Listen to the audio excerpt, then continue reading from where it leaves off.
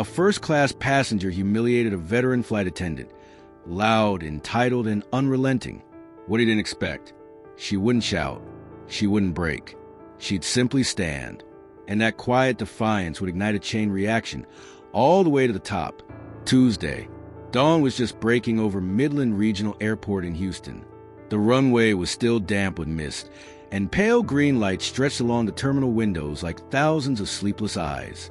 In a crisp navy blue uniform, Danielle Hart, 32 years old, a veteran flight attendant for Liberty Skies Airlines, wheeled her small carry-on past Gate 22, preparing for Flight 217 to Charlotte, North Carolina.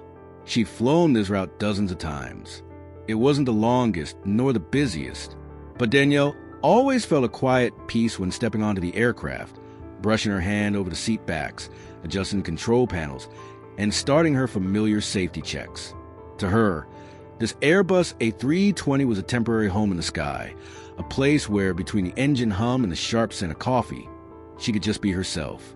The faint echoes of suitcase wheels still lingered on the cabin floor as Danielle entered the first-class section of Flight LK-217. She adjusted her light blue neck scarf, offering a soft smile as she checked each row. With over a decade of experience, Danielle was no stranger to cold stares or dismissive words. But this morning, she didn't yet know she was about to face a test deeper and more revealing than anything she'd experienced before. Danielle loved this job.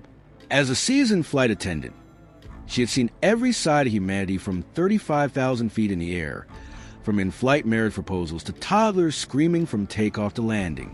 And yet, she always managed to remain composed. To her, each passenger was a small world, and her job was to keep the sky between them calm. At 7:15 a.m., boarding began. The familiar soundtrack returned. The dull rumble of rolling luggage, laughter mixed with soft cabin music, the chirping curiosity of children asking about the sky. Danielle greeted each person with a warm look and a quiet smile. Seat 3A, right by the window. Welcome aboard, sir. Hello there. Your carry-on will fit in the bin just above row 16. Thank you. Everything went as usual, until one man stepped onto plane. Gray suit, polished watch. A gate like the cabin floor was his personal runway. Danielle recognized the type instantly, confident enough to disregard everyone around him. Gregory Whitman, 53. His name printed clearly on the first-class priority boarding pass he handed her. Didn't bother to look up. Find somewhere for this coat where it won't get wrinkled, he said, tossing his high-end blazer toward her like it was expected. She caught it instinctively. I'll take care of it right away, sir, she replied, keeping her voice professional, though something inside her stirred, not anger, but intuition. Whitman didn't respond. He turned to the man seated next to him and muttered just loud enough, I guess anyone can wear a uniform these days, as long as the standards are low enough. A few nearby passengers heard it, but no one said a word. Danielle carefully folded the blazer and hung it in the coat closet. She'd learned long ago to let comments like that pass, like wind brushing over the wings of an aircraft, not because she was weak, but because she understood what mattered more: control.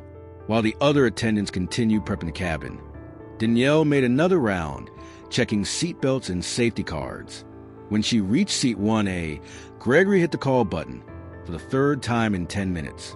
I need sparkling water, he said, frowning. Do you even know which brands don't cause bloating?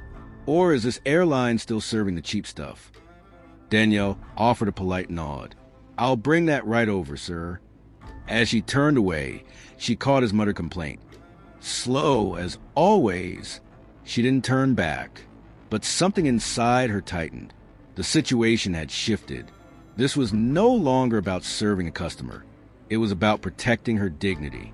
Gregory Whitman remained reclined in 1A, wearing the smug comfort of a man who believed the world revolved around him.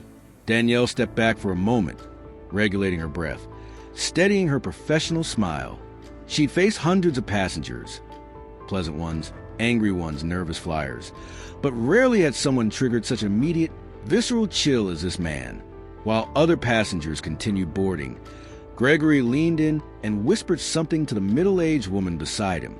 Danielle couldn't make out the words, but the woman's glance, from Danielle's shoes to her hair, carried an unmistakable judgment.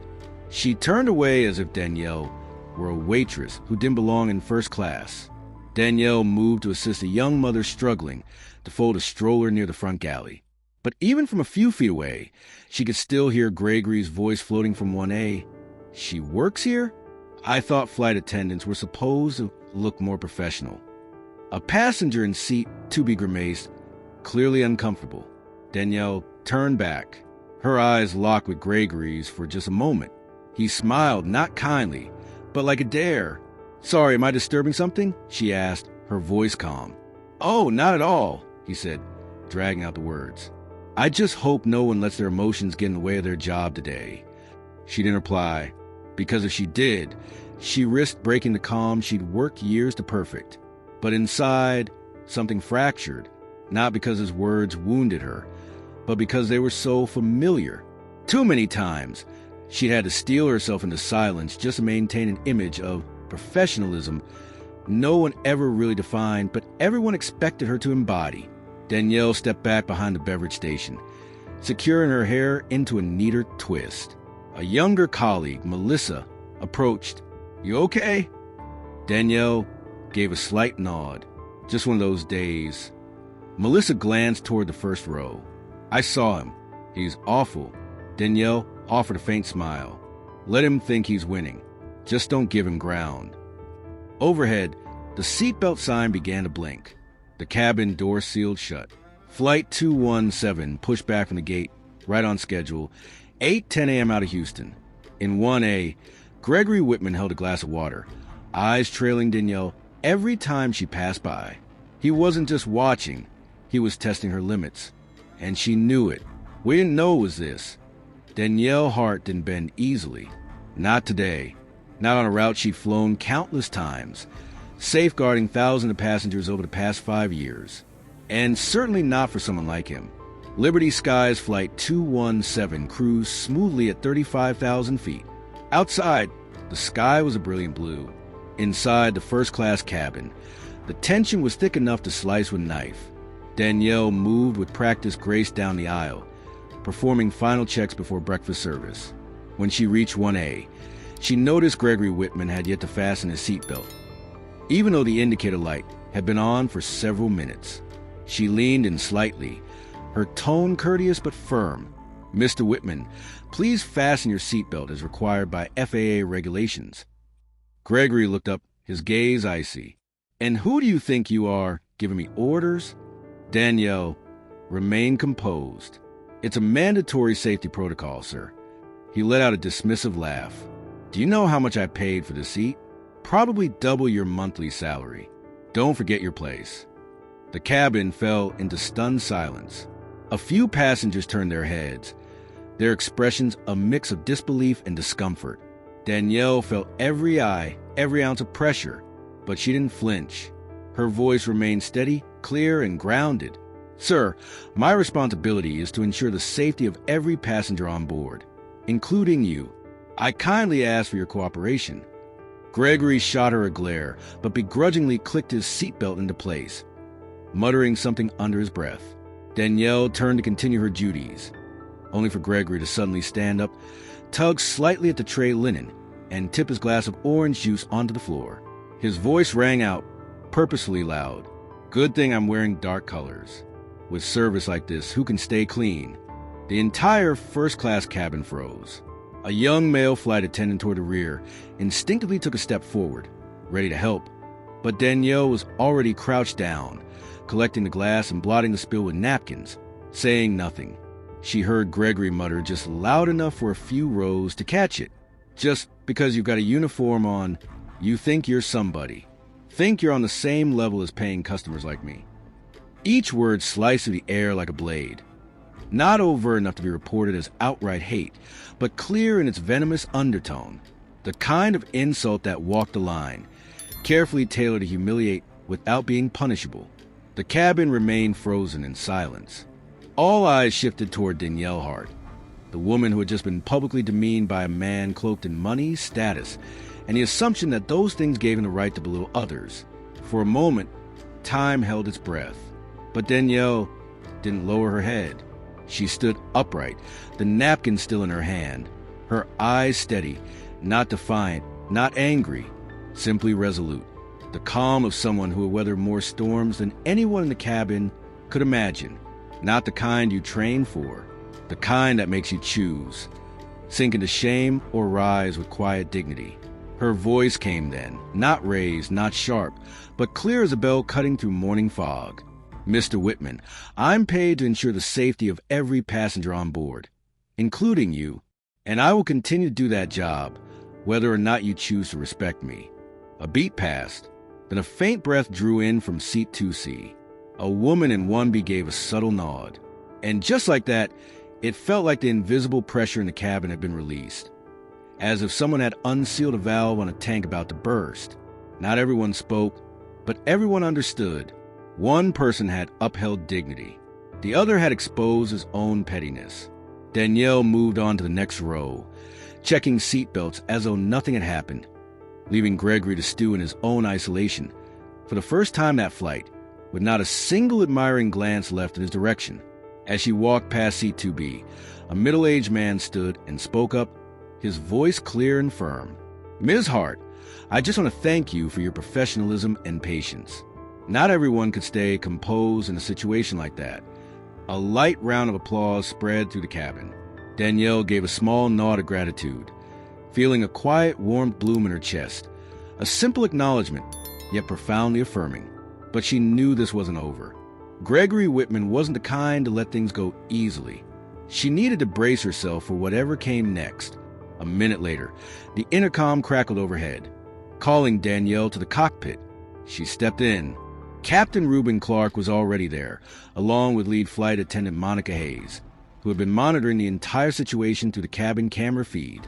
"We saw it," Monica said quietly. "You handled it exactly right, Danielle." The captain gave a firm nod, his expression unreadable but resolute. "I'll be notifying ground security in Charlotte. He'll be flagged for passenger behavior review." Danielle exhaled slowly but didn't smile. She knew there were still hours left before landing, and the pressure remained. When she returned to the cabin, the stares that followed her were no longer curious. They were quietly respectful. Gregory stared straight ahead, saying nothing, but the tight crease in his brow remained, a visible remnant of power denied. Danielle, without raising her voice or lashing out, had kept the one thing no one could strip from her, dignity. As she passed row 3, a little girl waved at her. Danielle paused, offered a soft smile, and gently adjusted the child's seatbelt. A small gesture, but a meaningful answer to the silent chaos that had just unfolded. Because sometimes strength isn't in the volume of your voice. It's in the choice not to follow what's wrong. Flight Liberty Skies 217 cruised steadily through banks of white clouds, but the air in first class was heavier than ever. Danielle Hart, 32, a veteran flight attendant, had just finished serving breakfast. She worked with practiced grace, though the sting of Gregory Whitman's earlier insult still echoed inside her. And just as she'd expected, he wasn't finished. As Danielle walked past seat 1A to collect meal trays, Gregory spoke again. His voice dipped in sarcasm. "You know, I always thought this airline had higher standards for who they hire. But maybe nowadays, a uniform is enough to cover just about anything." The remark was laced with implication, but its racial undertone was unmistakable. A chill swept down Danielle's spine. She stopped, turned, and met Gregory's eyes, no longer with the soft composure she was known for, but with unwavering resolve. "Mr. Whitman," she said, her voice calm but firm, "I'll be asking the captain and our lead flight attendant to address this situation. Your behavior is a serious violation of Liberty Skies passenger conduct policy." Gregory shrugged with feigned indifference, but nearby passengers had begun to murmur. Their expressions shifted, no longer curious, now visibly disturbed. Danielle moved swiftly toward the cockpit, where Captain Reuben Clark and lead flight attendant Monica Hayes had been monitoring the situation. She delivered a concise report, emphasizing the racially charged language used by Gregory. Captain Reuben nodded, his face steely. "We'll take immediate action. No one has the right to speak to our crew that way." Danielle and Monica returned to first class. Monica stepped forward, her tone composed but unequivocal. "Mr. Whitman," she began, "your behavior constitutes a serious breach of Liberty Sky's passenger code of conduct. After landing in Charlotte, your name will be added to our no-fly list. We are compelled to inform you that you will no longer be permitted to use Liberty Sky's services." Gregory's eyes widened in disbelief. "Do you even know who I am? I hold stock in 3 publicly traded companies. I fly your airline every week." Monica remained unshaken, and as a frequent flyer, "You should be even more familiar with the expectation to treat our crew with respect." Gregory snapped, "I'm suing all of you. She's blowing this up over a little orange juice on her skirt. This airline's going to regret this." Danielle said nothing. She simply stood there, steady, composed, and silent, a silence that unsettled Gregory more than any argument. A passenger behind him murmured, "I don't think he's ever been told no in his life." The woman in seat 1B shook her head, dismayed. "He doesn't get it. This isn't about a seat or juice. It's about how he looks at people, like they're beneath him." Gregory gripped the handle of his rolling suitcase and turned sharply under the indifferent stares of the remaining passengers. He no longer looked like a man of power in an expensive suit, but someone who just lost the one thing money can't buy back: respect. Danielle felt a quiet sense of relief spread through her chest.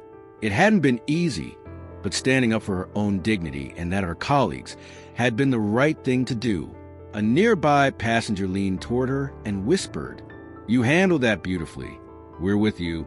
Danielle smiled, offered a quiet thank you, and returned to her duties with a renewed sense of pride and purpose.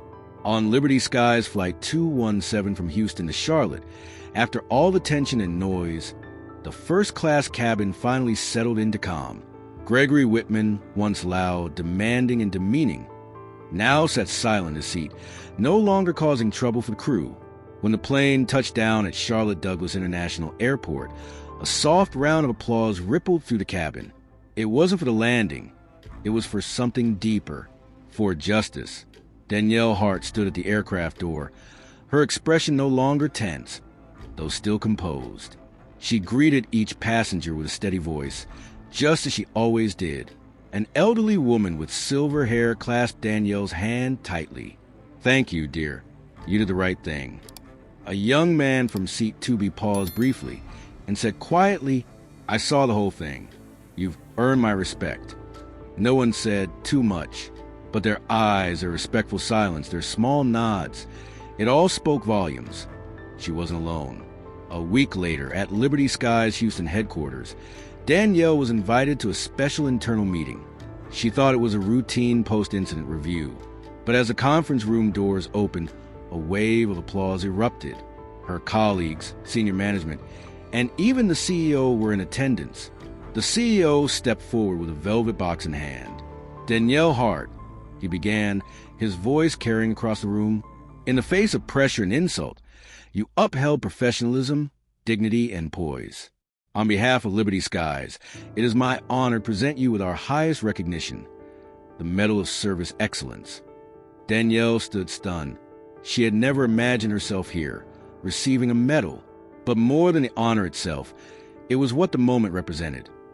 A recognition that composure and courage were also forms of strength, that you don't have to shout to be heard. She stepped forward and accepted the medal to the sound of continued applause. But in her heart, Danielle knew this wasn't an ending. It was a promise that she would continue doing the work she loved, not just as a flight attendant, but as a model for the next generation. Because sometimes standing firm in the middle of a storm is the very thing that forces the world to change its course. 1 week after that flight from Houston to Charlotte, the name Gregory Whitman began circulating on internal forums at a Dallas-based investment firm. Employees shared the passenger-recorded footage, clearly showing his verbal abuse toward flight attendant Danielle Hart and the captain's decision to have him removed from the flight. It started as a string of forwarded emails, but within 48 hours, the company's executive board had received over 30 formal complaints from strategic partners. One executive from Boston put it bluntly, "This is the person representing your brand in a first-class seat? We're reconsidering every connection we have with your firm." And so, the inevitable decision was made during a closed-door meeting. Gregory Whitman would be terminated without severance. There was no farewell party, no thank you letter. Meanwhile, local media picked up the story. A headline from WCLT Charlotte News read, "One flight, one refusal, and a lesson for the privileged." Though Gregory never made a public statement, a friend close to him told reporters he still believes he was right.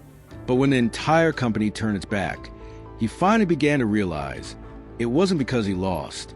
It was because he never knew when to stop. Danielle Hart offered no comment on his dismissal.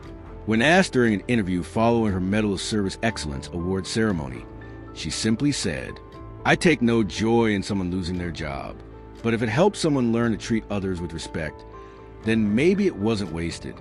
That lesson echoed far beyond a single flight. It became proof that arrogance, even dressed in tailored suits and backed by elite travel perks, cannot shield anyone from consequence. Respect is not a privilege. It's a standard. And at 35,000 feet, that standard must remain non-negotiable. No one is too rich, too powerful, or too important to be held accountable.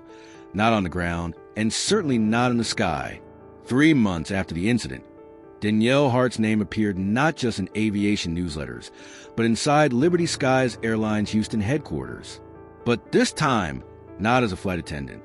Danielle entered the main conference room, not in uniform, but in a sleek navy blue suit. The nameplate on her chest read, National Trainer, Passenger Conduct and Respect Culture Division. She had been officially appointed as a national trainer responsible for crisis response training and cultivating a culture of respect across the airline, a position created in direct response to the Gregory Whitman episode and entrusted to the woman who once never raised her voice, but quieted an entire cabin. At her first session with new trainees, Danielle stood before a presentation screen where one sentence glowed. Respect isn't reactive. It's a standard we set before the seatbelt signs turn off. She didn't retell what had happened. She simply asked, "On every flight, you have a choice. Will you be the one who diffuses attention or the one who fuels a fire?" The session ended with a quiet message. You don't need to shout to be heard. You only need to stand firm for what's right. From Houston to Charlotte, from Denver to Miami, Danielle traveled like the very wing she once served, but this time with a different mission: to reignite the core values of aviation, respect, equality, and dignity. She didn't change the world overnight, but she planted the first seeds with calm resolve and an uncompromising stance against injustice. And sometimes that is the most powerful act a person can make.